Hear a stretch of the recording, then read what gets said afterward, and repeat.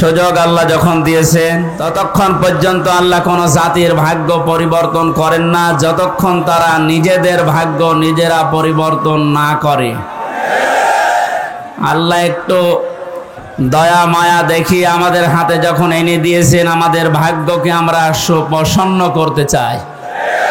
আমি এই কিছুক্ষণ আগে শহীদ বাংলার শ্রেষ্ঠ সন্তানের ভেতর অন্যতম শহীদ আবু সাইদের বাড়ি থেকে আসলাম আমার বাবার সাথে এবং কবর জিয়ারত করে, এজন্য একটু দেরি হয়ে গেছে আসতে। খুব গুরুত্বপূর্ণ সময় আমরা পার করছি, যেহেতু কোরআনে কারিমের সূরা রদের আয়াতে আল্লাহ জানিয়েছেন যে যতক্ষণ তোমরা নিজেদেরকে না পাল্টাবে আমি আল্লাহ নিজে পাল্টিয়ে দেব না। সুতরাং আমাদের চেষ্টা করা লাগবে, আল্লাহ নিজে আমাদেরকে পাল্টিয়ে দেবে। চেষ্টা করার মালিক কে? অবশ্য আল্লাহ। আল্লাহ চেষ্টা করবে, আপনি কি ঘাস কাটবেন? সফলতা দেওয়ার মালিক কে বলেন তো? ওয়ালা তাহিনু ওয়ালা তাহজানু ওয়া আনতুমুল আলাউনা ইন কুনতুম মুমিনিন। কোনো চিন্তা নেই, কোনো ভয় নেই। পৃথিবীতে বিপদ যত বড় হোক, ঈমান জাতের ভেতরে আছে, এদের ভয়ও নেই, চিন্তাও নেই, চিন্তার রেখাও এদের কাছে আসে না। তার বাস্তব প্রমাণ ডাক্তার শফিকুর রহমান,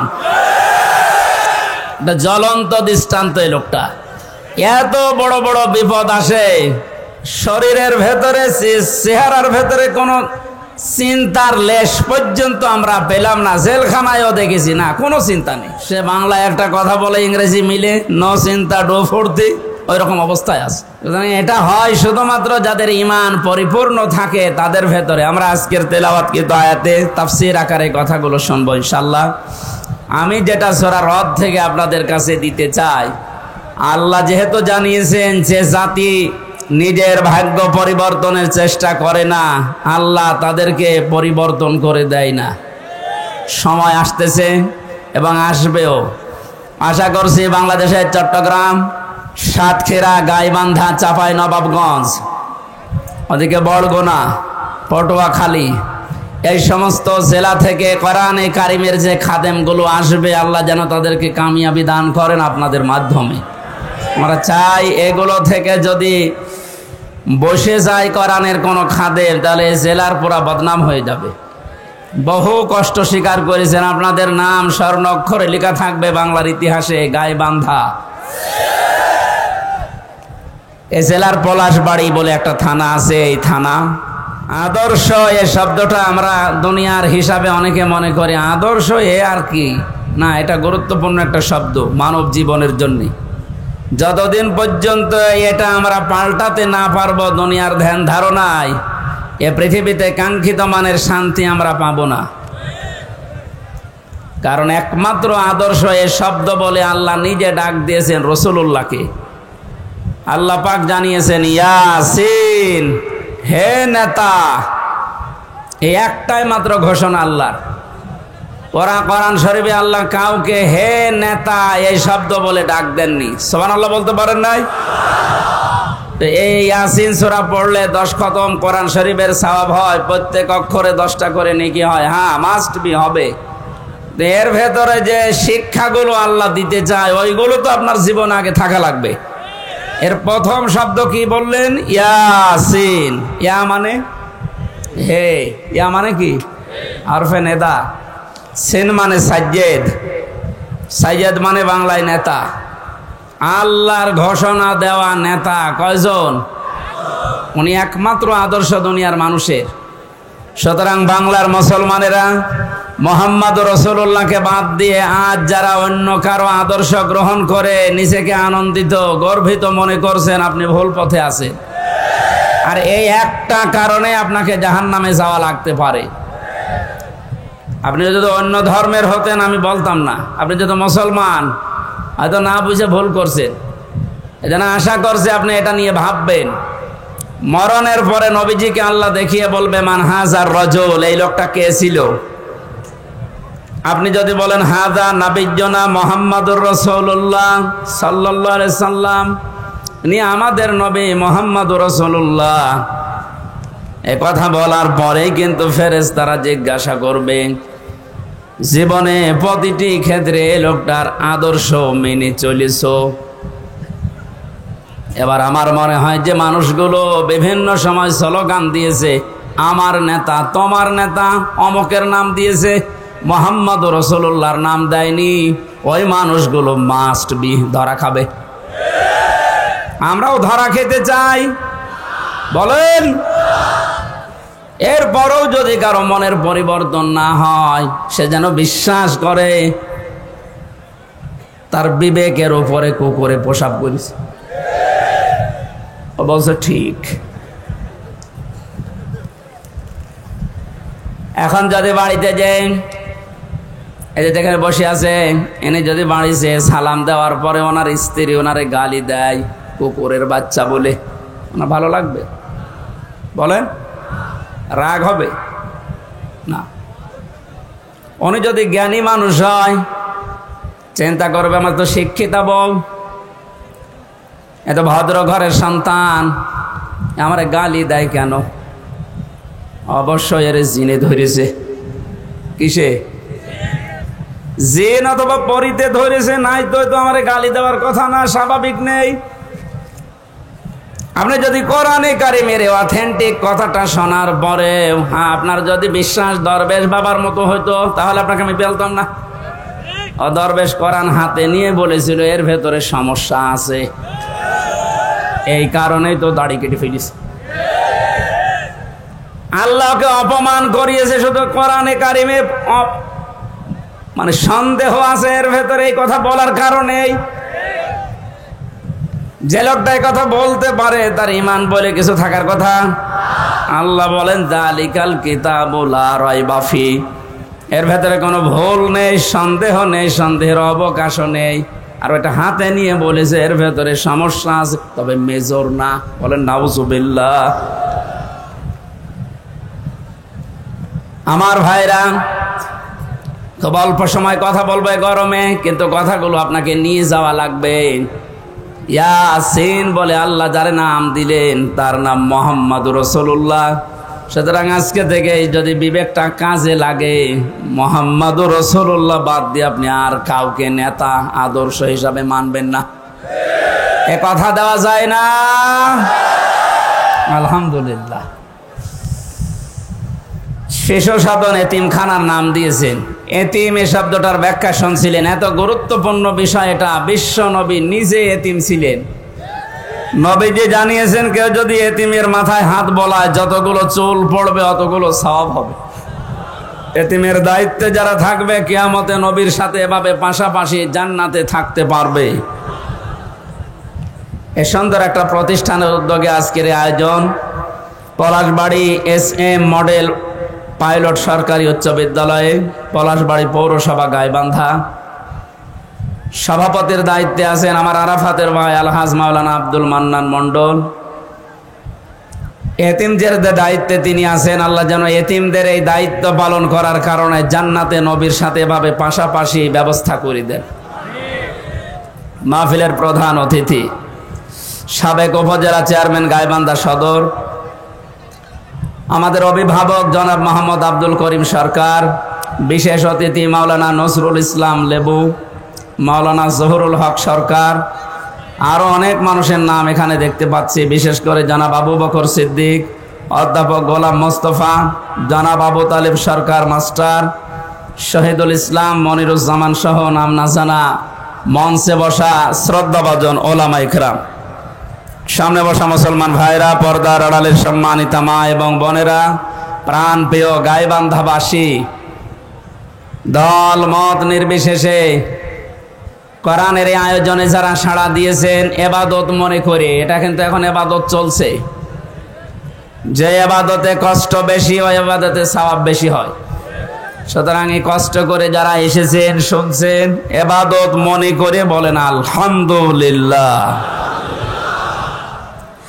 পৃথিবীতে আল্লাহর বড় বড় দয়ার কথা আমরা শুনেছি। সবচাইতে বড় দয়া রহমত আল্লাহর পক্ষ থেকে মানুষের জন্য 4টা পেয়েছি।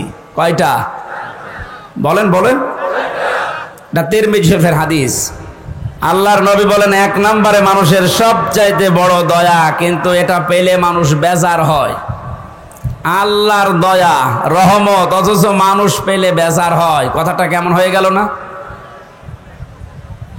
নবীজি কেন বললেন এবার মিলান তো? এক নম্বরে পৃথিবীর বড় দয়া রহমত, মানুষ যেটা পেলেই বেজার হয়ে যায় অধিকাংশ। তার এক নম্বরে কন্যা সন্তান। আমরা কি বেজার হব? আজ যারা জুজুর ভয় দেখাচ্ছেন বাংলাদেশে নারীদেরকে, যে ইসলামী আন্দোলন একামতে দিন যারা আছে, এরা যদি ক্ষমতায় যেতে পারে আপনাদের ঘর বন্দি করে রাখবে, এই জুজুর ভয়টা দেখানো হচ্ছে না? বাংলাদেশের জামাতে ইসলামী বাংলাদেশের শ্রদ্ধাভাজন আমির, আমার মনে হয় কেউ যদি জিন্দা আল্লাহর ওলি দেখতে চায়, ওই লোকটার যেন দিকে তাকায়। টাটকা ওলি। আমরা ওলি আল্লাহ খোঁজার জন্য সিলেটে যাই, সিলেটে যেখানে যাওয়া দরকার ওখানে যাই না। কথা বলে না কেন? জীবিত ওলি দেখতে হলে এখানে যাওয়া লাগবে, সিলেটের পাশে মৌলভীবাজার কোলাউড়ায়। হেঁটে গেলে মনে করবেন এটা একেবারে জিন্দা ওলি। উনি ঘোষণা দিয়েছে নারীদেরকে আজ যারা জুজুর ভয় দেখাচ্ছেন, আমি গ্যারান্টি দিলাম যদি আল্লাহ আমাদেরকে জাতির খেদমতে কবুল করে, এই মেয়েরা পুরাটা উল্টিয়ে যাবে। তারা মনে করবে আমরা মায়ের কোলে আছি। ওনার কথার সাথে বাস্তবতার যেন আল্লাহ মিল করে দেন, বলেন আমিন। কন্যা সন্তান যাদের আছে আপনি বেজার হবেন না, কারণ কারো রিজিকের দায়িত্ব কারো হাতের উপরে, ঘাড়ের উপরে, মাথার উপরে আল্লাহ দেয়নি। যে আসতেছে দুনিয়ায় তার রিজিক সে নিজে করে নিয়ে আসতেছে। কথা বলেন এখন, দায়িত্ব যতদিন আপনার উপরে আছে যেভাবে হোক আল্লাহ চালিয়ে নেবে। যেহেতু এটা নবীর কথা যে এটা বড় রহমত, অথচ আমরা বেজার হয়ে যাই। আমার তো আল্লাহ 2টা মেয়ে অলরেডি দিয়েছে, এখন যদি আরো মেয়ে আসে আমার কোনো নারাজি নেই, আমি খুশি। দ্বিতীয় নম্বরে হাদিসের ব্যাখ্যা শুধু বলছে, নবীজি জানিয়েছেন যারা মেয়ের বাবা আছো, মেয়েটা যখন কোনো বাড়িতে আসে ফেরেশতা পর্যন্ত বাড়িতে নাজিল হয়ে যায়। কোনো ছেলে আসলে ফেরেশতা নাজিল হয়, এ কথা কোরআনেও নেই, হাদিসেও নেই। অথচ মেয়ে মানুষ আসলে ওই বাড়িতে আল্লাহ ফেরেশতা আগে পাঠায়। ফেরেশতারা আসার পরে মাথার উপরে হাত দেয়, ওই কন্যা সন্তানকে উদ্দেশ্য করে বলে এটা একটা দুর্বল দেহ, একটা দুর্বল দেহ থেকে বের হয়ে এসেছে। এই মেয়েটাকে যারা আদর যত্ন করবে, এর পেছনে শ্রম দেবে, দিনের শিক্ষা দেবে, সৎ পাত্র থেকে পাত্রস্থ করবে, কিয়ামত পর্যন্ত আল্লাহর সাহায্য ওই বাবা মা গার্জিয়ানের উপরে থাকবে। বলেন সুবহানাল্লাহ। এই জন্য আল্লাহর এই বড় দয়া, বড় রহমত আমরা যেন বেজার না হই কোনো দিন। মেয়ে হওয়া মানে স্ত্রীর উপরে রাগ না, আপনার রাগ হচ্ছে আল্লাহর উপরে, কারণ ওটা তার স্ত্রী বানায়নি, বানিয়েছে কে? দ্বিতীয় নম্বরে বেশি সবচাইতে বড় দয়া আল্লাহর পক্ষ থেকে, অথচ মানুষ বেজার হয়ে যায়, তার নাম মেহমান। নাম কি? এটার সাথে বাস্তবতার মিল আছে। যত ধনী মানুষ হোক, মেহমান আসলেই কেমন যেন মন খারাপ হয়ে যাচ্ছে। অথচ মেহমান যখন আসে, নবীজি বলেন সে তার নিজের খোরাকি সাথে নিয়ে আসে। বলেন সুবহানাল্লাহ। বিশ্বনবী জানিয়েছেন 3 নম্বরে বৃষ্টি, 4 নম্বরে আল্লাহর নবী বলেন রোগ ব্যাধি। রোগ ব্যাধি যার যত বেশি হবে, তার দুনিয়ার অপরাধগুলো আল্লাহর মাধ্যমে মাফ করিয়ে নিষ্পাপ করে তার কাছে নিয়ে যাবে। সিস্টেম অপর পৃষ্ঠায় দেখুন তিরমিজি শরীফ, নবীজি বলেন 4টা বিষয়ে মানুষ আনন্দ পায়, 4টা বিষয়ে মানুষ খুশি হয়, কিন্তু আল্লাহর কাছে সবচাইতে ঘৃণিত নিকৃষ্ট এই 4টা। তার 1 নম্বরে নাম পেয়েছি যৌতুক। এদেশে নেই। সামাজিকভাবে আন্দোলন গড়ে তোলা লাগবে। বৈষম্য বিরোধী ছাত্র আন্দোলনের মাধ্যমে যেহেতু সংস্কার চলছে, আজ বাংলাদেশের সমাজগুলো থেকে যৌতুক নামে এই মানবতার মহা কৌতুক বিদায় করে সংস্কার করা লাগবে। এই জন্য যতগুলো সংগঠন কাজ করছে মেয়েদের পক্ষে নাম নিয়ে, নারী পক্ষ, নারী স্বাধীনতা আন্দোলন, নারী বিপ্লব পরিষদ, নারী মুক্তি পরিষদ, এদেরকে বলছি এই 53টা বছর পার হয়ে গেল, আজও আপনারা যৌতুক মুক্ত করতে পারেননি। ইসলামের হাতে 5টা বছর তুলে দেন, যৌতুক নামে মানবতার সাথে মহা কৌতুক বাংলাদেশ থেকে মানুষ ঝাঁটিয়ে বিদায় করবে ইনশাআল্লাহ।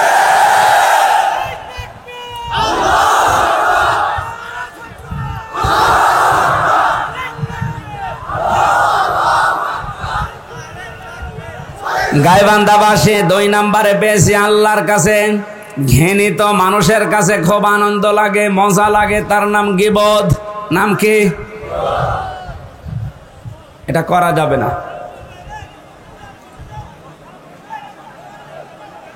আপনারা কথা বন্ধ না করলে তো আমি কথা ভুলে যাব। কথা বন্ধ করেন। কি আসছে, মানুষের আসলে চাপ খুব বেশি হয়ে গেছে। নবীজি বলেন 3 নম্বরে মিথ্যা বলা, 4 নম্বরে সুদ আর ঘুষ খাওয়া। এই 4টা বিষয় আল্লাহর কাছে ঘৃণিত, কিন্তু মানুষ খুব বেশি আনন্দ পায়, মজা পায়। আমরা যেন বিরত থাকতে পারি, বলেন আমিন। দরুদ আর সালাম পাঠ করি আমাদের নবী। কিয়ামতে যাকে সামনে তোলা হবে আর তার উম্মতদেরকে পেছনে তোলা হবে। এখন নবীর উম্মত আমরা হতে পেরেছি কিনা এটাকে নিজের কাছে জিজ্ঞাসা করি। আল্লাহর নবী জানিয়েছেন আমার উম্মত তো তারা।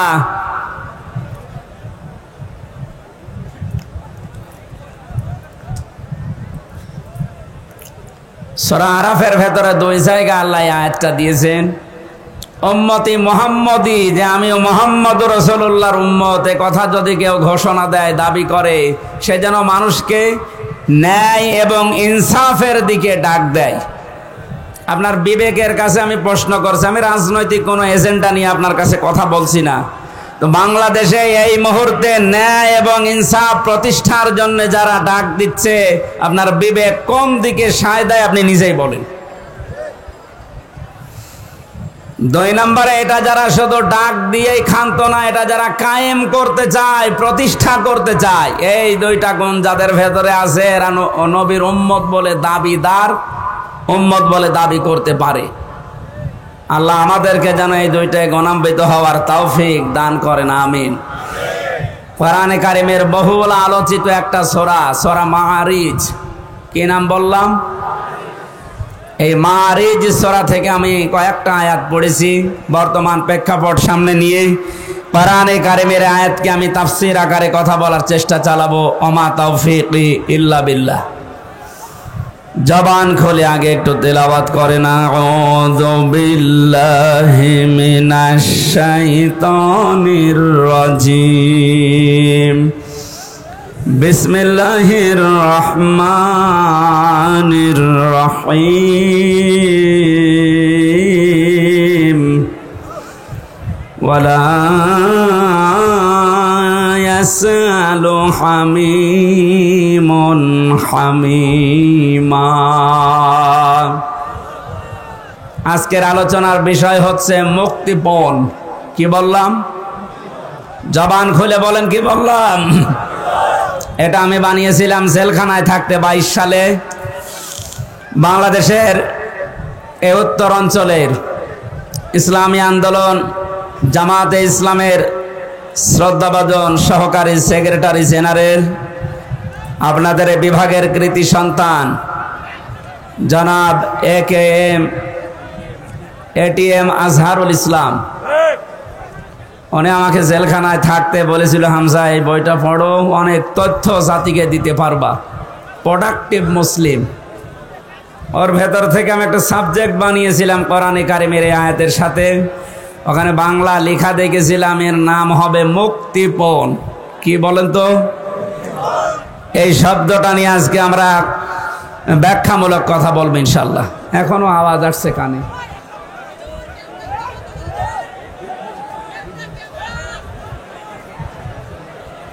এইভাবে করলে তো কথা বোঝানো যায় না। আর যে মাইক নিয়েছেন, জীবনে যদি এই মাইক আমার মাহফিলে দেন, একেবারে আষাঢ় দিয়ে ভেঙে ফেলবে,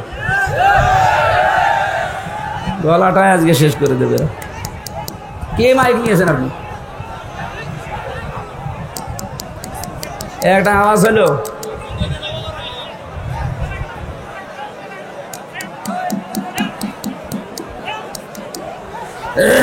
না ভুল করেছে, আজকে না আসাই ভালো ছিল। ছাতা মাহফিল, হাসানের আর মাহফিল কোনোদিন নিবে না। ছাতা কিছু জানে না, বোঝে না, আন্দাজে মাহফিল নিয়েছে। বলি যে এত করে যে টাকা পয়সা আমার দরকার হয় কম দিয়ে, আপনি জেলা শহরের মাইক নেবেন, রংপুর থেকে মাইক নিয়ে আসা যায় না? কোথায় বাদাম বিক্রি করে মাইক নিয়েছেন? এত জোরে আওয়াজ দিয়েও যদি আওয়াজ না শোনা যায়। আপনারা নিজেদের আওয়াজ একটু বন্ধ করেন তো ভাই। হ্যাঁ, একটু আওয়াজ বন্ধ করেন। আপনাদের বিভাগের সন্তানের কাছে পাওয়া বই থেকে যেহেতু এই সাবজেক্টটা বানানো, উনি থাকলে বাইরে আপনাদেরকে শোনাতেন। যেহেতু উনি এখনো ভেতরে, আমরা আশা করছি খুব তাড়াতাড়ি আল্লাহ আমাদের ভেতর ওনাকে ফিরিয়ে দেবে। আমিন। কি আপনারা চান না? হ্যাঁ, কথা বলেন না কেন? মাওলানা মামুনুল হক উনি আমার সাথে পাশের রুমে আমারে ছিল। মাঝে মাঝে জামাতে ইসলামী বাংলাদেশের যে মানুষগুলোকে বিনা অপরাধে ফাঁসি দেওয়া হয়েছে, আমি এই কথা সিঙ্গাপুরে, মালয়েশিয়া কয়েকদিন আগে এখানে বলেছিলাম। এই জালেম যারা এ দেশে 17 বছর জুলুম করে গেল, এই জালেমদের দোসর এখনো ওখানে পালিয়ে আছে। ওরা যে ওই দেশের রাষ্ট্রদূত যারা পররাষ্ট্র মন্ত্রণালয় আছে, ওদের কাছে নালিশ দিয়েছে যে উনি যুদ্ধ অপরাধী যারা মামলার আসামি তাদের পক্ষে কথা বলে। এটা যদি আমার অপরাধ হয়ে থাকে, আবু সাইদ সহ বাংলাদেশের হাজারের উপরে কয়েকদিন 5 তারিখের আগে যারা মানুষকে বিদায় করে দিল, এরা কি মানবতা বিরোধী অপরাধী না? আপনি শুধু নিজের দিকে টানবেন কেন? এরা যারা মারা গেছে এরা মানুষ না?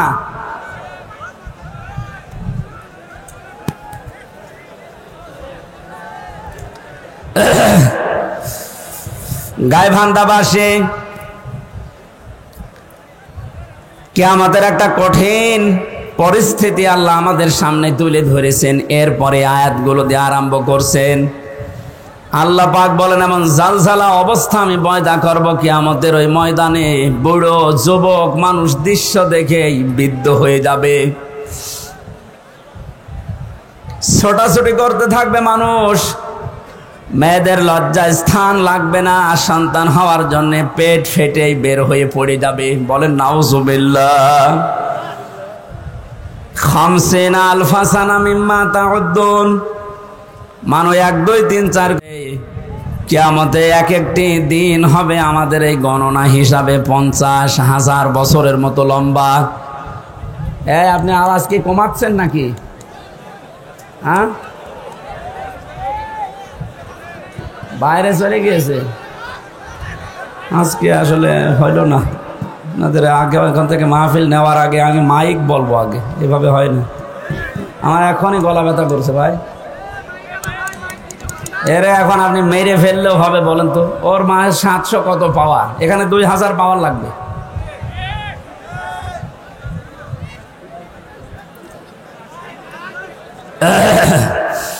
ডাক্তার শফিকুল ইসলাম মাসুদকে দিয়ে যে কাজ হবে, এখন কে দরবেশ বাবারে দিয়ে সে কাজ হওয়ার কথা? এ জানিয়ে এসেছে দরবেশ বাবার মতো, এখন লাগবে শফিকুল ইসলাম মাসুদের মতো। এ কথা বলছে না কেন? আপনি পাবেন কোথায়? এই জন্য তো আমার কষ্ট হয়ে যাচ্ছে। এরকম একটা দৃশ্য আল্লাহ সামনে যখন নিয়ে আসবেন, আল্লাহ পাক আমাদেরকে সতর্ক করছেন, কোন বন্ধু কিন্তু বন্ধুর পরিচয় পর্যন্ত দিতে রাজি হবে না।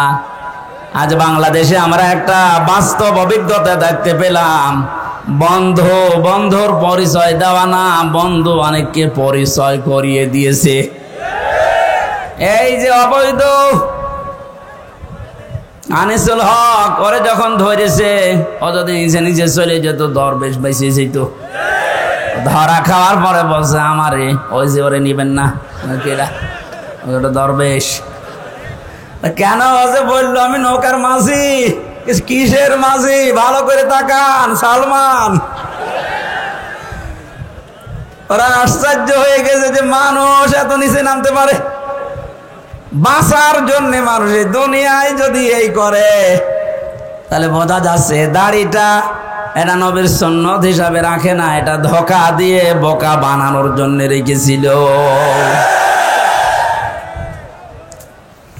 আল্লাহ বলেন কিয়ামতের সবচাইতে বড় আপন বন্ধু যারা, এই মানুষগুলো নিজেরা নিজেদেরকে পরিচয় দেবে না। ইউবাসসারুনাহুম, যখন তাদেরকে কেউ অন্যের দৃষ্টিগোচর করা হবে, সামনে যখন মানুষকে নিয়ে আসা হবে, এই মানুষগুলো সবচাইতে বড় বেঈমানি করবে যে না আমি চিনি না। আল্লাহ পাক বলেন ইয়াবাদুল মুজরিমু লাউ ইয়াফতাদি মিন আযাবি ইয়াউমিদিন বিবানি। এই কঠিন পরিস্থিতি যখন তৈরি হবে, এই মানুষটা নিজেকে বাঁচানোর জন্যে ও যা আছে সব ফিদিয়া হিসাবে, জরিমানা হিসাবে দিতে রাজি হয়ে যাবে। আজকে দরবেশের কথা দেখেছেন যে আমারে ছেড়ে দেন, বাংলাদেশ আমি ঠিক করে দেব। মুক্তিপণ হিসাবে মানুষ ওই দিন সব দিতে রাজি হয়ে যাবে। পৃথিবীতে যত আপনজন আছে তাদের নাম আল্লাহ সিরিয়াল আকারে কিছু দিয়েছেন, ওয়া সাহিবাতিহি ওয়া আখি। প্রথমে মানুষ তার স্ত্রী সন্তানকে বলবে আল্লাহ তুমি এগুলো নিয়ে যাও, আমার ভাইকে তুমি নাও। ও ফাসিলাতি হিল্লাতি তুবি, এই দুনিয়ায় যারা তাকে আশ্রয় দিত, দলীয় লোক, সামাজিক লোক, বংশের লোক, যারাই তাকে আশ্রয় প্রশ্রয় দিত, এই মানুষগুলোকে বলবে আল্লাহ এগুলোও দিয়ে দিলাম। বলেন নাউজুবিল্লাহ। এ কথাকে আপনি 100 ভাগ বিশ্বাস করেন? বলেন। আমি আমার নিজের কথাই বলছি, আপনি নিজের সাথে এবার মিলাবেন। এই যে নিজের দলীয় লোকজন সব মানুষ দিতে চাইবে মুক্তিপণ হিসাবে, অমাং ফেলা আরদি জামিআ, এমনকি দুনিয়ায় তার স্থাবর অস্থাবর যত সম্পদ ছিল সব আল্লাহকে বলবে আল্লাহ নিয়ে নেন। সুম্মা ইউনজি, এরপরও আমাকে আপনি নাজাত দেন, বাঁচান। মুক্তিপণ হিসাবে যেগুলোর নাম বললাম, নিজের স্ত্রী সন্তান, ভাই ভগ্গর, দলীয় লোক, দুনিয়ার সব স্থায়ী অস্থায়ী সম্পদ, ওর আর কিছু আছে, সব দিতে রাজি হবে। কোরআন বলছে এরপরও বলবে আমাকে বাঁচান, আমাকে ছেড়ে দেন। আল্লাহ পাকও জানিয়েছেন সঙ্গে সঙ্গে কাল্লা, কখনো না, ইন্নাহা লাযা, অবশ্যই আমি আল্লাহ তাকে জাহান্নামে লাজার দরজা দিয়ে প্রবেশ করাবো। জোরে বলেন নাউজুবিল্লাহ। আল্লাহ যদি গ্যারান্টি দেয় তার ভেতরে কোনো ফাঁক ফোকর থাকার কথা? উনি বলছেন না, কখনো না। তুই যেগুলো দিতে চাইলি একটাও আমি মুক্তিপণ হিসাবে নিতে রাজি না, তোকে আমি লাজাই দেব। এখন লাজা কি? আমরা এখানে অনেকে এর আগে শুনেছি যে জাহান্নামের স্তর আল্লাহ বানিয়েছেন 7টা। কয়টা? বলেন বলেন। জান্নাতের স্তর কয়টা? 100টা। আমরা তাই 8টা জানি। কোরআনে কারিমের ভেতরে 100টার উপরে জান্নাতের স্তর আল্লাহ সাজিয়েছেন। এর ভেতরে জাহান্নামের স্তর যেহেতু 7টা, ধাপ 7টা, এক একটা ধাপের আলাদা আলাদা নাম আছে। 3 নাম্বার যে ধাপটা তার নাম লাযা। আল্লাহ বলেন এত ভয়ঙ্কর এটা, নাযাআতাল লিশাওয়া।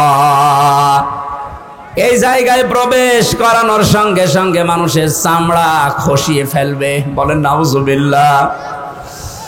এ পৃথিবীতে যত রকমের শাস্তির জায়গা আমি জীবনে যত দেখেছি, এই যে আয়না ঘরের নাম এখন শুধু শুনছি, আগেও বলতে পারতাম কিন্তু আমার বলতে দেয়নি। আমিও মাটির নিচে ছিলাম, গুম হয়েছিলেন এই যে আপনাদের এলাকার সন্তান। কত মানুষ গুম হয়েছিল এই দেশে। অনেকে বলেছে কি করেছে যে তাদের এত কিছু বলা লাগবে, গালি দেওয়া লাগবে। বাংলাদেশে যদি জালেমেরা কিচ্ছু না করে থাকে, ওদের শাস্তি দেওয়ার জন্য, বরদোয়া করার জন্য আয়না ঘরই যথেষ্ট। আপনি শুধু নাম শুনেছেন, এই যে বাস্তবতা কত নির্মম। একটা পশুর সাথেও মানুষ এত নিকৃষ্ট আচরণ করে না। আমার সাথে যে মাওলানা ছিল মুফতি ফখরুল ইসলাম, উনি বলছিলেন আমাকে নিয়ে প্রথমে আমার এই হাঁটুর ভেতর দিয়ে হাত দিয়ে হ্যান্ডকাপ দিয়ে 24 ঘন্টা বেঁধে রাখতো একটা তারের সাথে। শুধু টয়লেট করার জন্য 1.5 থেকে 2 মিনিট সময় দিত, খাওয়া দাওয়ার জন্য কয়েক মিনিট দিয়ে 24 ঘন্টা এভাবে বাঁধা। ঘুম নেই, একটু ঘুম যদি আসে গরম দিত। ওই আপনি বলেন তো, কোনো বিড়াল বেঁধে রাখে মানুষ, পাখি খাঁচার ভেতরে রাখে, তারপরে তো কঠিন আচরণ করে। এরপরেও যদি জালেমরা নিজেদের জুলুমের ফেরেশতা খুঁজে না পায় যে কি করেছি আমি যে আমার পদত্যাগ করা লাগবে, প্রকাশ্যগুলো তো বাদই দিলাম, গোপনে এইটাও যদি এখন সামনে ভালোভাবে নিয়ে আসেন, আপনি যে জালেম ছিলেন পৃথিবীতে তামাম দুনিয়া স্বীকার করবে। এই জন্য উপদেষ্টার যারা আছে তাদের একজন আসিফ, এই ছেলেটা জানিয়েছে বাংলাদেশের আয়না ঘর যেখানে যেখানে আছে এগুলো ধ্বংস করা লাগবে না, এগুলো রেখে দেন, মানুষ যেন দেখে বসে যে পৃথিবীর ময়দানে বাংলাদেশ নামক জায়গায় একটা জালেম ছিল। জালেমদের জন্য আপনি মায়া দেখায় অনেকে এখন বলে না কি আর করেছে। সারা দেশের 18 কোটি মানুষও যদি আপনাকে মাফ করে দেয়, আমি আমার বাস্তবতা থেকে বলছি ব্যারিস্টার আরমানের বউ আপনাকে মাফ করবে না। ইলিয়াস আলীর স্ত্রী আপনাকে মাফ করবে না, যে ধোঁকা দিয়ে তাকে বোকা বানালেন যে আমি কিছু জানি না, অথচ প্রমাণ হয়েছে ওনাকে মেরে ফেলা হয়েছে। ও গাইবান্ধাবাসী, এ কথাটা আমি ভেতর থেকে বলছি এই কারণে, কারণ জালেম ছাড়া এখনো পর্যন্ত আমরা দেখতে পাচ্ছি অনেকে জালেমের পক্ষে সাফাই গাচ্ছে। কয়েকদিন আগে গোপালগঞ্জের এক জালেমের দোসর ও জানিয়েছে, আপা ঘাবড়াবেন না, আপনি ঘাবড়ালে আমরা নরম হয়ে যাই। এখনো এই কথা বলেন, আপনার বিবেক আছে? আপনি জানেন বাস্তবতা কত নিচে নেমেছিল?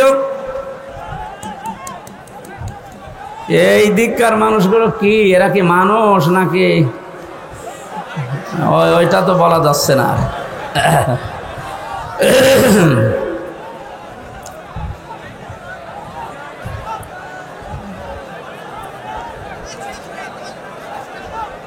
না, এদের জন্য শেষ করে দেওয়া লাগবে। কি করে ভলান্টিয়াররা মনে হয় দায়িত্ব পালন করছে না, নাকি এরা এদের বিবেক বুদ্ধি সব ব্যাংকে রেখে এসেছে? এখানে কি কি করেন আপনি? হ্যাঁ,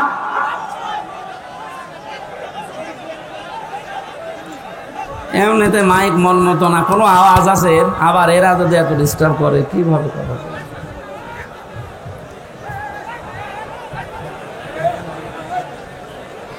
না না, আমি এ জেলা আমি আসবো না, স্যার আমার মাফ করে দিন, আমি আসবো না, এ জেলায় আর আসা যাবে না, আমার গলাটা নষ্ট করে দিচ্ছে। ছাতা নিয়েছে, নিজেরা ডিস্টার্ব করছে, আবার মাইক ভালো না, আমি কিভাবে কি করব? সুবহানাল্লাহ, আলহামদুলিল্লাহ, লা ইলাহা ইল্লাল্লাহ, সুবহানাল্লাহ, আলহামদুলিল্লাহ, লা ইলাহা ইল্লাল্লাহ। সাইদ ভাইয়ের মা, মগধ ভাইয়ের মা, ইয়ামিন ভাইয়ের মা, রায়হান ভাইয়ের মা, তোমরা বড়ই ভাগ্যবতী, আনলে ধরাই দিনের জ্যোতি, সালাম জানাই তোমায় ফেরেশতা মা, সালাম জানাই তোমায় ফেরেশতা। বলেন মারহাবা। আবু সাইদকে নিয়ে কয়েকদিন একটা ভিডিও চলছিল যে ওরা শহীদ হয়নি, নিজে গুলির সামনে বুক পেতে দিয়ে আত্মহত্যা করেছে। এই কথাটা যদি কেউ মন থেকে বলে থাকে, আহলে হাদিসের নামে নাকি একটা লোক এই কথা জানিয়েছে, এই কথাটা যে বলেছে ও যদি তওবা না করে ওর ঈমান চলে গেছে। কারণ এই যে শহীদ, এই শব্দটা গরু ছাগলের নামের আগে লাগানো হয় না, এ কত দামি শব্দ জানেন? মানুষ যেন শহীদের বিরুদ্ধে মুখ দিয়ে কিছু না বলে, আল্লাহ মুখের উপরে নোটিশ দিয়েছেন। ওয়ালা তাকুলু লিমান ইয়ুকতালু ফি সাবিলিল্লাহি আমওয়াত বাল আহইয়াউ ওয়ালাকিন লা তাশউরুন। আল্লাহ পাক সূরা বাকারার 154 নম্বর আয়াতে জানিয়েছেন, এই মুখ দিয়ে কোনোদিন এই কথা বলবি না যে আবু সাঈদ এমনি মারা গেছে, না, ও শহীদ হয়েছে। ও মরে গেছে জীবনও বলবি না, ও জিন্দা। বাল আহইয়াউন, শুধু জিন্দা না। আল্লাহ পাক বলেন মানুষের মুখ দিয়ে বলার পরে যেহেতু ধারণার একটা জগৎ আছে, মনের একটা জগৎ আছে, ধারণা করতে পারে মানুষ যে মনে হয় মরে গেছে। আল্লাহ ধারণার উপরও নোটিশ দিয়েছেন, ওয়ালা তাহসাবান্নাল্লাযীনা কুতিলু ফি সাবিলিল্লাহি আমওয়াতা বাল আহইয়াউন ইনদা রাব্বিহিম ইরসাকুন। আমি তো বাস্তব কথা বলছি, ভালোভাবে খেয়াল করেন। এটা সূরা আলে ইমরানের 169 নম্বর আয়াতে আছে। আল্লাহ পাক বলেন পৃথিবীর মানুষেরা ধারণাও করবি না, মুখ দিয়ে তো কোনোদিন বলবি না, ধারণাও করবি না যে শহীদরা মরে গেছে। ওরা তো জীবিত এবং আমি আল্লাহর কাছে ওরা খাবার খাচ্ছে। খাবার খেলে মানুষের শরীরে রক্ত গোশত তৈরি হয় না, হয় না? বলেন না কেন? এটার প্রমাণ গায়বান্দার সাব্বির না কি জানো, সাকিব। কবরে দেওয়ার 1 মাস পর যার শরীরে রক্ত পাওয়া যায়, বলেন তো সে যদি খাবার না খাবে তে শরীরে রক্ত পেল কোথায়? নবীজির চাচা হযরতে হামজা রাদিয়াল্লাহু তাআলা আনহু, উনি যখন শহীদ হন তাকে 70 টুকরা করেছিল কাফেররা। এত রাগ ছিল তার উপরে, তার লজ্জা স্থান পর্যন্ত কেটে 3 টুকরা করেছে। যুদ্ধ শেষ হয়ে যাওয়ার পরে নবীজি বললেন, নিয়ে আসো লাশের টুকরাগুলো। বিভিন্ন জায়গায় তারা ছড়িয়ে ছিটিয়ে দিয়েছে, সব এক জায়গায় করে আল্লাহর নবী নিজের পাগড়ি মোবারক দিয়ে ঢেকে দিলেন লাশটা। মাথা থেকে হাঁটু পর্যন্ত ঢাকা হয়েছিল, বাকি হাঁটু থেকে পা পর্যন্ত বেরিয়ে যায়। নবীজি নিজেই লতা পাতা পাহাড় থেকে নিয়ে এসে ওই জায়গাগুলো ঢেকে কবরের ভেতরে দিয়ে বললেন, মাবুদ, আমার চাচা হামজার উপরে আমি এখন পর্যন্ত রাজি আছি। তোমাকে বলছি দয়া করে তুমি আমার চাচা হামজার উপরে রাজি হয়ে যাও। ও গাইবান্দাবাসী, নবীজি যদি কবরের পাশে দাঁড়িয়ে চাচার পক্ষে কথা বলতে পারে, আল্লাহ নারাজ হয়ে যাবে? বলেন। মদিনাতে একবার ঢল হয়েছিল 30 বছর পর, বিশাল আকারে ঢল। এ ঢলে হযরতে হামজার কবর ভেঙে স্রোতের মতো রক্ত আসছিল।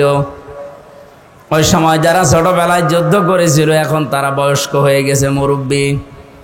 রক্ত আবিষ্কার করতে যেয়ে দেখে অনুসন্ধানে 30 বছর আগে উহুদের ময়দানে নবীজির চাচা হযরতে হামজা শহীদ হওয়ার পর কাফের কর্তৃক যেখানে যেখানে আঘাতপ্রাপ্ত হয়েছিলেন ওই জায়গাগুলো দিয়ে এখনো ফিনকি দিয়ে রক্ত বের হচ্ছে।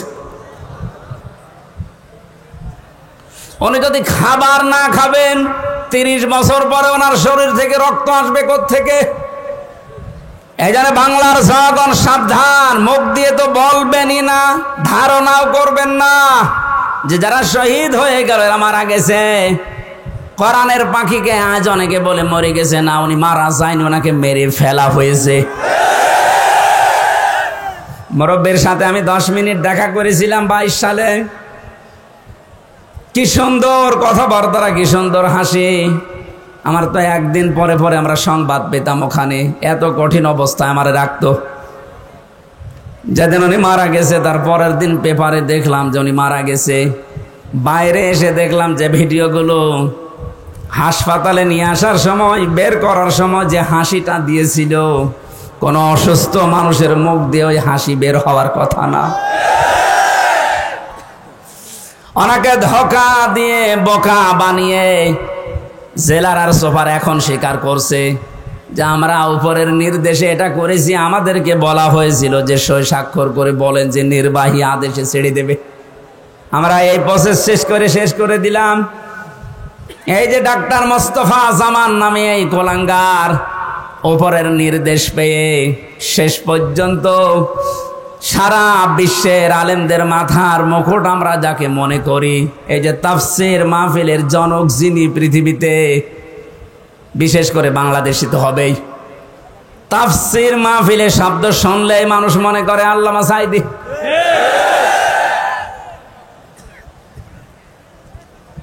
কি ছলা কলা করে ষড়যন্ত্র করে তাকে ইনজেকশনের মাধ্যমে দুনিয়া থেকে বিদায় করে মানুষকে দেখিয়েছে, বিশ্ববাসীকে জানিয়েছে উনি এমনিতে মারা গেছে। উনি এমনি মারা যায়নি, ওনাকে যেহেতু মেরে ফেলা হয়েছে সুতরাং উনি শহীদ। কথা বলেন না কেন? আজকে বিমানে আসার সময়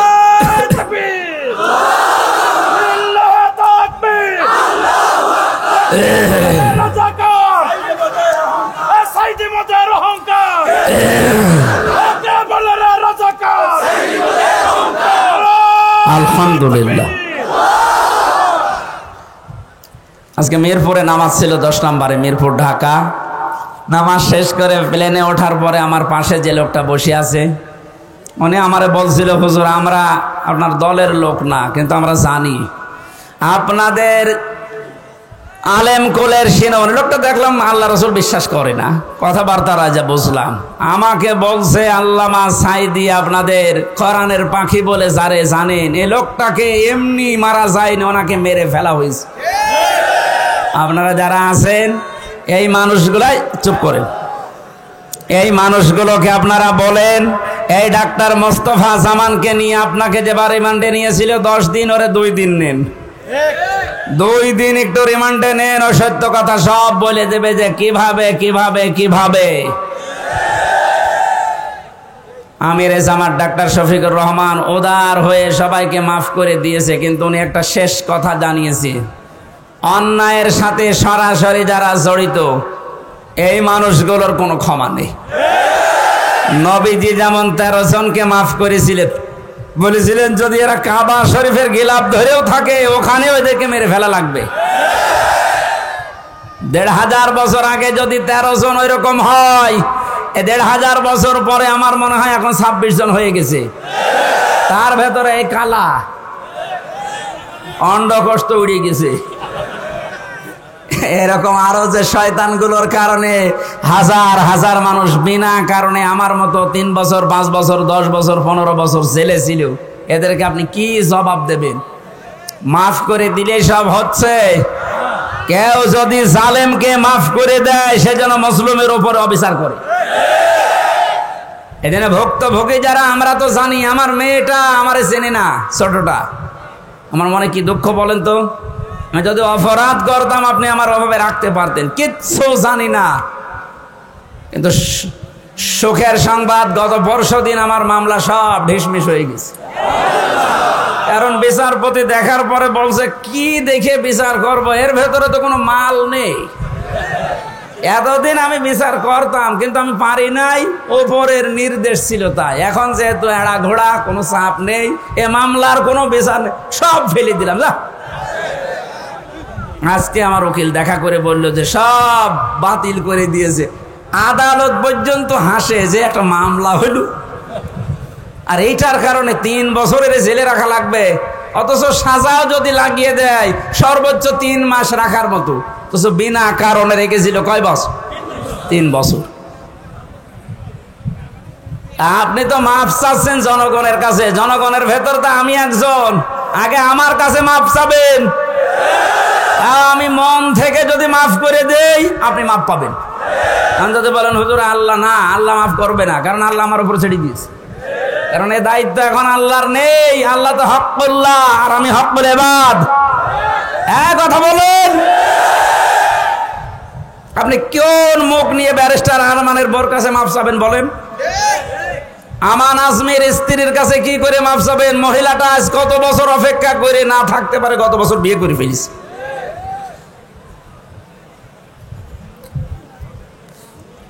শয়তান পর্যন্ত আমার মনে হয় কান্নাকাটি করেছিল, কিন্তু জালেমদের মনের ভেতরে একটু দয়া আসে নাই।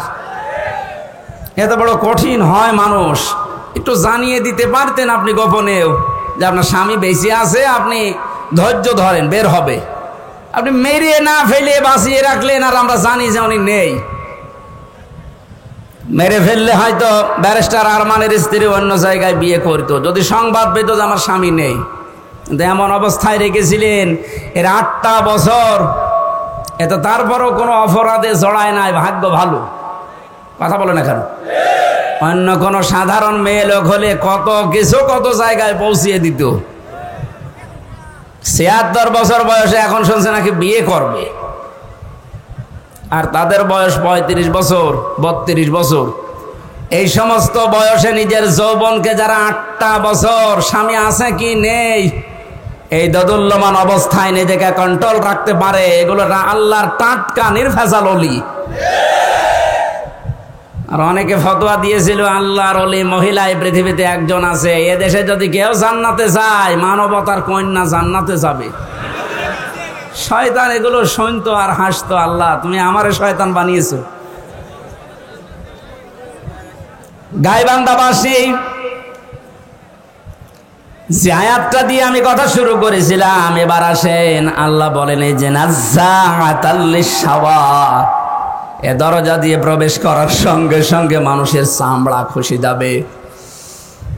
রিমান্ডে আমিও 10 দিন ছিলাম, আমাকে ওরা শাস্তি দিয়েছিল কঠিন, 11 ঘন্টা টাঙিয়ে রেখেছিল, চোখ কালো কাপড় দিয়ে বেঁধে, হাত হ্যান্ডকাপ দিয়ে, পায়ে ডান্ডা বেড়ি দিয়ে এমন অবস্থায় টাঙিয়েছিল আমি 4 ওয়াক্ত নামাজ পড়তে পারি নাই।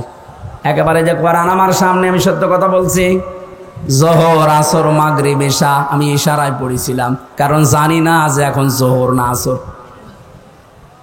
মাটির নিচে এমন এক ঘরে নিয়েছিল, ওখানে দিন রাত বোঝা যায় না। এই কঠিন অবস্থাতে শুধু জিজ্ঞাসা করতাম যে স্যার এখন কি নামাজের সময় হয়েছে? ঝাড়ি দিত উপর থেকে, কিসের নামাজ পড়বা? যে কয়টা অফিসার আমি দায়িত্বে পেয়েছি, কয়েকটা এত খারাপ, এত জানোয়ার, আল্লাহরও ভুল ধরতো। বলেন যে লোকটা আল্লাহর ভুল ধরতে পারে তার কাছে আমির হামজা কি? আমরা মাঝে মাঝে এই নখ তুলে নেওয়ার যে যন্ত্রপাতি গুলো আছে নিয়ে এসে বলতে, যে নখ তুলি এইগুলো দিয়ে। আর এখানে জালেমদের একটু শুধু ডিম মারছে, তাই অনেকের সহ্য হচ্ছে না।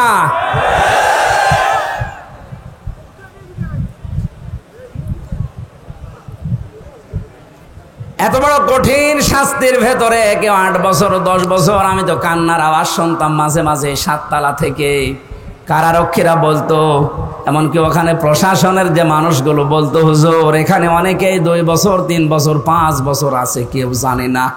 আপনি যদি বাইরে যেতে পারেন বলবেন। কিন্তু ভাগ্যের নির্মম পরিহাস, বের হওয়ার পরে এমন এমন থ্রেট দিয়েছে, যদি কোনো কথা উচ্চারণ করি আমিও গায়েব হয়ে যাব। আল্লাহ যেহেতু নিচে দয়া করে এখন সুযোগ দিয়েছে, এ বাংলাদেশের শুধু ডিবি অফিসে না, এই ডিজিএফের দায়িত্বে যারা আছে, আর্মির এখানে মাটির নিচে আয়না ঘর না, এরকম বহু জায়গায় আছে, যেখানে যেটা আছে খুঁজে বের করে ওখান থেকে সবাইকে তাড়াতাড়ি মুক্ত করে দেন। এটা মানবতার সাথে সব চাইতে বড় অপরাধ, এই আয়না ঘর, এই গুম। আজকে বিশ্ব গুম দিবস ছিল। বাংলার মানুষেরা এ কঠিন কঠিন শাস্তির পরও আমরা ব্যারিস্টার আরমানের দিকে তাকিয়ে দেখলাম ওনার মাথার চুল উঠে গেছে, কিন্তু চামড়া ওঠে নাই। আর আল্লাহ বলেন নাজ্জাআতাল লিশ-শাওয়া, এই লাজা দিয়ে প্রবেশ করার সঙ্গে সঙ্গে মানুষের আগে চামড়া উঠে যাবে। এখন আপনি টের পাচ্ছেন তো কঠিন, কত বড় ভয়ঙ্কর জায়গা। এই লাজার ভেতরে আল্লাহ বলেন তাদউ মান আদবারা ওয়া তাওয়াল্লা, তাদেরকে লাজা ডাকতে থাকবে যারা সত্যকে সত্য জানার পরেও পিঠ ফিরিয়ে চলে গেছে। এই দেশে 8:30 থেকে 9:30 থেকে আরাম আরম্ভ করেছি, এখন 10:30 বাজতেছে। 1 ঘন্টায় যত কথা বললাম, একটা কথা কোরআনের বাইরে, হাদিসের বাইরে মন মতো বলেছি। কোনো উদাহরণ যদি দিয়েছি কোরআনের সাথে মিলিয়ে দিয়েছি। এই সত্য পথের দিকে আপনাকে আমি আহ্বান জানাচ্ছি। আমরা এক জালেম থেকে মুক্ত হয়ে পৃথিবীর আর কোন জালেমের হাতে ধরা দিতে চাই না। আমরা এখন কোরআনে কারিমের বাস্তব অভিজ্ঞতা দেখতে চাই। কারণ এ দেশটা 53 বছর স্বাধীন হয়েছে, বাবা চালিয়েছে অনেক দিন, আমরা দেখলাম। আমি দেখি নাই, মুরব্বী দেখিস। স্বামী চালিয়েছিল, আমি দেখি নাই, কারণ 92 সালে জন্ম। এ মুরব্বীরা দেখেছে। চাচা চালিয়েছিল, আমি দেখেছি না, কানে জানি না, শুনেছি। কথা বলছে না কারণ ববরটা তো দেখলাম, ভাবিরটাও দেখেছি।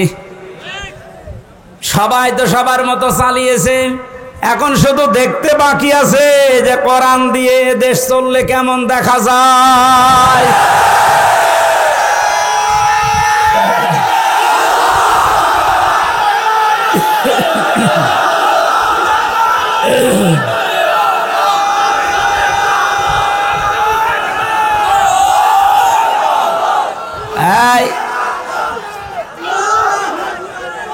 আজকে কে যেন ফতোয়া দিয়েছে যে নারায়েত তাকবীর এই শব্দটা বলা শিরক। কারণ নারায়েত মানে নারুন থেকে এসেছে, এটা পাগল। নারায়ণ শব্দটা নারতুন থেকে, নারতুন মানে উচ্চ, তাকবীর মানে আল্লাহর আওয়াজ। তাকবীর মানে কি? নারায়েত তাকবীর, উচ্চ আওয়াজে আপনি তাকবীর দেন, এই শব্দটা এখান থেকে। ওরা নারায়ে এখান থেকে নিয়ে এসেছে, নারুন মানে আগুনের তাকবীর। এটা আমাদের কলবের, অন্তরের এবং আত্মার সাথে মিশে থাকা একটা তাকবীর। এটা হযরত ওমর যেদিন দিয়েছিলেন, কাফেরেরা তাড়াতাড়ি করে দরজা জ্বালানা বন্ধ করে বলছে দরকার নেই, ওর সামনে গেলে মাথা থাকবে না। সুতরাং এই তাকবীর আমরা মরণ পর্যন্ত দিতে রাজি আছি। এই শব্দটা শুনে যারা মৌলবাদ মৌলবাদ বলে অনেকে আওয়াজ তুলেছিল, আপনি আল্লাহু আকবারের শব্দের যদি মৌলবাদ বলে উল্টাপাল্টা ফতোয়া দেন, আপনার জানাজা পড়া কবরে দেওয়া জায়েজ নেই। কারণ আপনি এমনিতেও জাহান্নামে যাবেন, অমনিও জাহান্নামে যাবেন। তাহলে সত্য পথের দিকে ডাকার পরে আমরা চাই চর্মচোখে দেখতে যে কোরআন দিয়ে চললে কেমন দেখা যায়। যেহেতু আল্লাহর সাহায্য এবং বিজয় আমরা কিছুটা কিছু দেখতে পেয়েছি। অনেকে এখানে এসেছে এশার নামাজে হয়তো পড়তেও নাসরুল্লাহি ওয়াল ফাত। হে নবী, যখন আল্লাহর সাহায্য আপনি আসবে তখন বিজয় দেখতে পাবেন। বিজয়ের ভেতরে যতগুলো কাজ আছে তার অন্যতম একটা কাজ হচ্ছে ওয়ারাআইতান নাসা ইয়াদখুলুনা ফি দীনিল্লাহি আফওয়াজা। সত্যিই যদি আল্লাহর সাহায্য এসে যায় তখন আপনি বিজয় পাবেন। আমার তো মনে হয় এত বড় বড় মহারথীরা 17 বছর চেষ্টা করে জালেমের একটু চুল পরিমাণ নড়াতে পারে নাই, কিন্তু ছাত্ররা যা করে দেখিয়েছে, এই বৈষম্য বিরোধী ছাত্র আন্দোলনের এই নেতারা, আমার মনে হয় আল্লাহ আবাবিল পাখির মতো তাদের কাজে লাগিয়েছে। এটা নিঃসন্দেহে আল্লাহর সাহায্য এবং বিজয়। আর বিজয় আসলে যে 7টা কাজ হয়, তার 1 নম্বরের কাজ হচ্ছে দলে দলে পালে পালে মানুষ ইসলামে প্রবেশ করবে। এই 26 দিনে আমরা যেটা দেখতে পেলাম, কথা বলে না কেন? এই 25 দিনে 5 তারিখ থেকে 30 তারিখ পর্যন্ত তাকান, কত হিন্দু আমিরে জামাতের হাতে হাত দিয়ে মুসলমান হয়ে যাচ্ছে। কত জালেম পর্যন্ত নিজের জুলুম স্বীকার করে আজ ইসলামে আসতেছে। আজকের একটা জরিপ পেয়েছি, আগস্টের 5 তারিখের আগে এই দেশে মাত্র 20 জন মানুষ চাইতো 100 জনের 20 জন যে ইসলামে দেশে কায়েম হোক। কিন্তু এই 25 দিনের মাথায় এখন অবস্থা এমন দাঁড়িয়েছে, এই দেশে এখন 100 জনের 35 জন মানুষ চাচ্ছে যে ইসলাম কায়েম হোক। এ সময়টা একটু চেটে দেন। বাংলাদেশে যারা একামতে দিনের দায়িত্ব পালন করে, এই মানুষগুলোর যে ইখলাস আমি দেখেছি। আমি তো বাস্তব ওয়াজ করছি ওনার সাথে, আমি 4 দিন থেকে জেলখানায় একেবারে পাশাপাশি আমি দেখেছি লোকটার আমল, লোকটার ইমান। এটা পরবর্তী আয়াতে ওইটা আসবে। ওনার যে মর্যাদা, ওনার যে ভরসা, তাওয়াক্কুল আল্লাহর উপরে, আমির হামজাকে লক্ষ্যটা এক জায়গায় করলে ওই রকম তাওয়াক্কুল হবে না। আমি কত আলেমকে জেলখানায় কাঁদতে দেখেছি, আফসোস করে, এমনকি আল্লাহকেও দোষারোপ করে। অথচ লোকটা একটা জেনারেল মানুষ, একটা ডাক্তার, কাদের সংস্পর্শে এসে কোন জায়গায় যে আল্লাহ পৌঁছিয়ে দিয়েছে তারে। আমি যে প্রথমে বলেছিলাম কেউ যদি জিন্দা ওলি দেখতে চান ওনার দিকে তাকাবেন, কারণ ওনার আমল, ওনার কাজ কারবার, অ্যাক্টিভিটিস, এখলাস আমি নিজের কাছে থেকে 4 দিন দেখেছিলাম। আমি যুবক মানুষ, এখন 33 বছর বয়স আমার। সারাদিন কোনো কাজ ছিল না, শুধু চিন্তা ছাড়া। তারপরও রাত 9টা 10টার পরে আমি শুয়ে পড়তাম। আরে মুরব্বী মানুষের মাথার উপরে এতগুলো মামলা, ওনার ছেলে ওই সময়ও ছেলে, ওনার স্ত্রী অসুস্থ, ওনার সহকর্মী সহযোদ্ধা ছাড়া এই যে হাজার হাজার পালিয়ে বেড়াচ্ছে, হাজার হাজার ছেলে। ওনার দলের প্রতীক নেই, দল নিষিদ্ধ। এরকম কঠিন মুহূর্তেও লোকটার চেহারার ভেতরে চিন্তার কোনো ছাপ নেই। প্রতি সপ্তাহে 4টা 5টা করে হাজিরা দিয়ে দিয়ে এই যে 8-9 ঘন্টা গাড়িতে থাকা লাগতো। যখন জেলখানায় এসে পৌঁছাতো রাত 9:30 10টায়, বলতাম স্যার খাবার খাবেন না?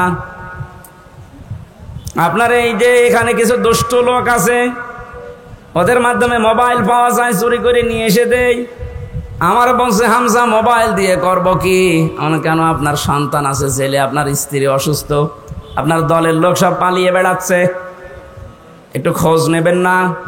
আমারে যেটা শুনিয়েছে ওই কঠিন মুহূর্তে, আমারে বলছে হামজা আমার সন্তান সহ, স্ত্রী সহ, আমার সহকর্মী সহযোদ্ধাদেরকে আমি আল্লাহর হাতে রেখে এসেছি।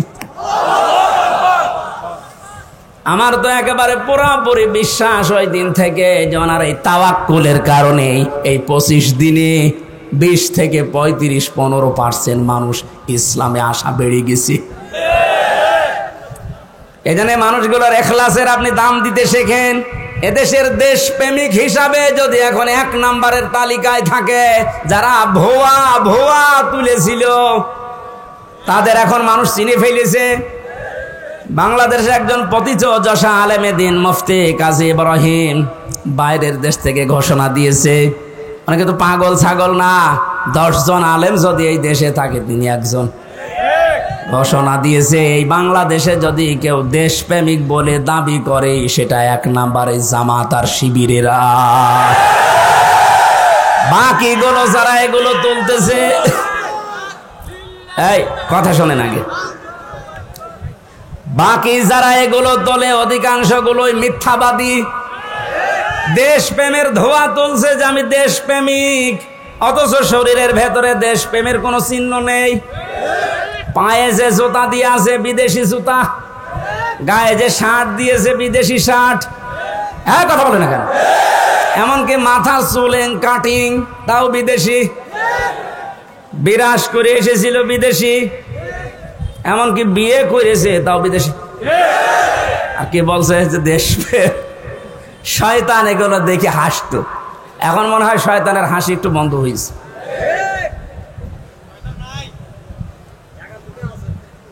এখানে সত্য পথে আহ্বান করলে আপনার অন্তত কিছু না থাকলেও কিন্তু বিবেক আছে। বিবেক থাকার পরও যদি কেউ উল্টা দিকে চলে যান, সে যে দলের লোক হন, আপনাকে আল্লাহ লাজাই দেবে। লাজাই গেলে প্রথমে চামড়া খসে যাবে।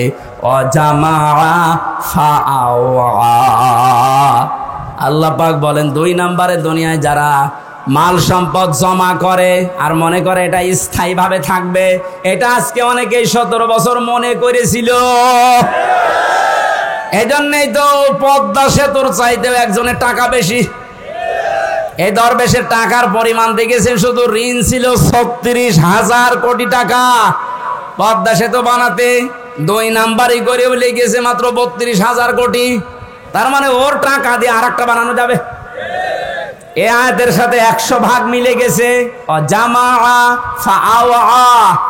ওরা মাল সম্পদ জমা করে আর মনে করে এটা স্থায়ীভাবে আমার কাছে থাকবে, এ আর হাত ছাড়া হবে না। আল্লাহ এমন ভাবে ধরেছেন, চোখ বন্ধ করার সময় দেয়নি। এই কথাগুলো বলতে বলতে আল্লাহ মানুষের কিছু আচরণ এবার তুলে ধরবেন। এবার আমি সহ যারা বসে আছি প্রত্যেকে আল্লাহর এই আয়াতের সাথে মিলান, ইন্নাল ইনসানা খুলিকা হালুআ। অবশ্যই আমি আল্লাহ মানুষকে বানিয়েছি অস্থির চিত্তরূপে। সব সময় মানুষ শুধু ব্যস্ত ব্যস্ত ব্যস্ত। 2 নম্বরে ইযা মাসসাহুশ শাররু জাযুআ, যখন তাকে কোনো অকল্যাণ স্পর্শ করে তখন হায় হতাশ করে, তখন একেবারে পাগলের মতো হয়ে যায়। ওয়াইযা মাসসাহুল খায়রু মানুআ, যখন তাকে কোনো কল্যাণ ভালো কিছু পায় তখন ওই লোকটা কৃপণ হয়ে যায়। মানুষের কিছু চরিত্র বর্ণনা করছিলেন আল্লাহ রাব্বুল আলামিন বলেন মানুষ অস্থির, বিপদে পড়লে মানুষ হায় হতাশ করে, নিয়ামত পেলে কৃপণ হয়ে যায়। কিন্তু তারা না, ইল্লাল মুসাল্লিন, মুসাল্লিরা বাদ দিয়ে। কারা বাদ? আমরা এখানে যারা আছি মুসাল্লি কিনা বলেন তো, বলেন বলেন। জীবনে যাই করেন না কেন ফরজ নামাজ ছেড়ে দেবেন না। মুসাল্লি যারা আছে তাদের এবার আল্লাহ 12টা গুণ দিচ্ছেন। সব মানুষের ভেতরে আগের বর্ণিত এই গুণগুলো আছে। এরা অস্থির, নিয়ামত পেলে এরা কৃপণ হয়ে যায়, বিপদে পড়লে হায় হতাশ করে। কিন্তু মুসল্লিদের ভেতরে এগুলো থাকবে না। মুসল্লিদের ভেতরে যেহেতু এগুলো থাকবে না, আর আমরা মুসল্লি দাবি করছি, কোরআন বলছে তোমাদের ভেতরে 12টা গুণ থাকা লাগবে। কয়টা? আজকে এই 12টা গুণের কথা শুনে বাড়ি নিয়ে যাবেন, তাহলে এই মাহফিল সাকসেস হবে। কথাগুলো আমরা বলছি।